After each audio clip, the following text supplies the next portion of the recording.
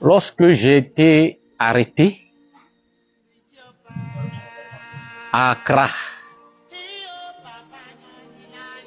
en février 2013, ma famille est restée orpheline. Ma famille n'a jamais reçu de visite à Accra d'aucun cadre. Mais je me suis dit que c'était une erreur. Et que les erreurs, on peut les rattraper. Et que tout le monde peut les commettre. Quand je suis sorti de prison, après l'exil et tout ce que nous avons subi à la DST, jusqu'aujourd'hui, je n'ai jamais reçu de visite de cette trempe, de cette même famille. Jusqu'aujourd'hui, c'est des choses que je n'ai jamais voulu dire. Mais cette visite me donne l'occasion de rappeler et de dire cela aux Ivoiriens. Mais là, je comprends que ce n'est plus une erreur. C'est une option et non plus une erreur. Et j'ai vite assimilé la leçon. J'ai compris que j'étais orphelin. Oui, j'ai assimilé cette leçon. Et que j'étais orphelin dans le sens propre comme dans le sens figuré. Dans le sens propre, parce que toute la Côte d'Ivoire le sait, que pendant que nous mourions à petit feu dans les fers de la DST, Charles Blé Goudé et moi, j'ai perdu ma mère. Donc j'étais orphelin dans le sens propre. Et depuis que je sors de prison, je constate que je suis devenu orphelin au sens figuré. Je voudrais dire donc à Charles Blé Goudé que les gens nous ont lié le même sort. Oui. Mais qu'est-ce qu'on fait? Quand on a compris cela, que faire? Que faire? Lénine. Que faire? Est-ce qu'on s'assoit et on pleure?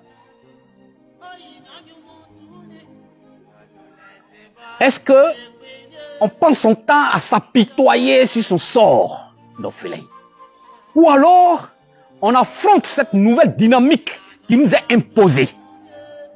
Parce que c'est une nouvelle dynamique qui nous est imposée. Et je voudrais que les Ivoiriens le sachent. À partir des informations que je viens de vous donner, c'est une dynamique qu'on nous a imposée. Nous l'affrontons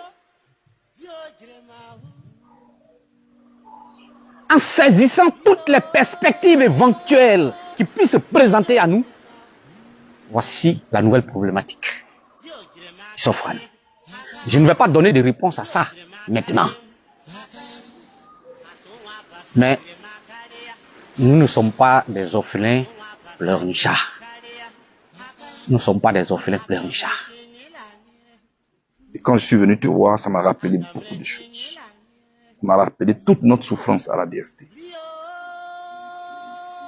Mais, vois-tu, Jean-Yves, les épreuves sont un cadeau précieux. Tu nous ouvres les yeux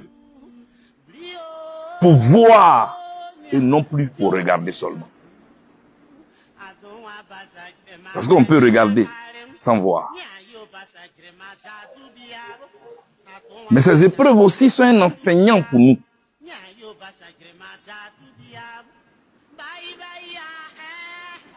Nous sommes des grands garçons.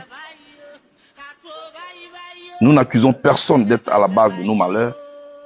Nous sommes engagés pour la Côte d'Ivoire. Aujourd'hui, elle a besoin de nous autrement. Elle a besoin de nous pour qu'on puisse apaiser les cœurs. Mais si nous-mêmes, nos cœurs ne sont pas apaisés, comment pouvons-nous apaiser les autres cœurs? Parce qu'on ne peut partager avec les autres que ce qu'on possède. Si nous possédons l'amour, on peut partager l'amour. Moi, je te sais très fort, mais je voudrais donc que devant la nation te féliciter. Parce qu'en prison, je t'ai vu souffrir, je t'ai vu gémir. Quand ton épaule a été déboîtée, Ensuite, quand tu as perdu ta génitrice et que tu ne pouvais pas aller à ses obsèques, est-ce que les gens savent ce qu'on peut ressentir quand on est dans ces moments-là où on se sent impuissant? Je t'ai plus jamais revu jusqu'à ce qu'on m'amène de l'autre côté de la CPI. Mais crois-moi, ces moments-là ne sont pas la sépulture de notre vie. C'est pas la fin, c'est un autre recommencement. Et tu es d'accord avec moi, toi tu es philosophe, et tout est dynamique. Toute fin est un autre début.